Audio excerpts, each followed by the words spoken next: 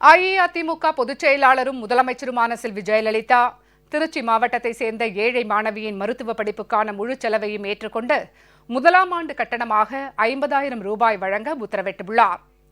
திருச்சி மாவட்டம் ஸ்ரீரங்கம் சட்டமன்ற தொகுதி அந்தநல்லூர் ஒன்றியம் மேலக்குழுமணி கிராமத்தை சேர்ந்த திரு முத்துவீரன், திருமதி மலர்கொடி ஆகியோரது மகள் பிருந்தாதேவிக்கு திருவாரூர் அரசு மருத்துவக் கல்லூரியில் MBBS படிப்பதற்கு இடம் கிடைத்துள்ளது.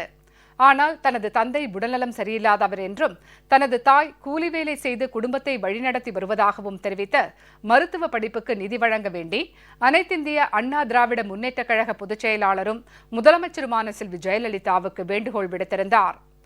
ஏழ்மை காரணமாக உயர்கல்வி பெறுகின்ற நல்வாய்ப்பை யாரும் இழந்துவிடக் கூடாது என்ற மனிதாபிமான அக்கறை கொண்ட முதலமைச்சர் செல்வி ஜெயலலிதா மாணவி பிருந்தாதேவியின் வேண்டுகோளை கருணை உள்ளத்தோடு பரிசீலித்து அம்மாணவியின் மருத்துவ படிப்புக்கான முழு செலவையும் ஏற்றுக்கொண்டு முதலாம் ஆண்டு கல்லூரி கட்டணம், விடுதி கட்டணம், புத்தக கட்டணம் உட்பட மொத்தம் 50,000 ரூபாய் புரட்சித் தலைவி அம்மா பெஸ்ட் சேரிட்டபிள் டிரஸ்டிலிருந்து வழங்கப்படும் என தெரிவித்துள்ளதாக டிரஸ்ட் வெளியிட்டுள்ள செய்திக்குறிப்பில் குறிப்பிடப்பட்டுள்ளது.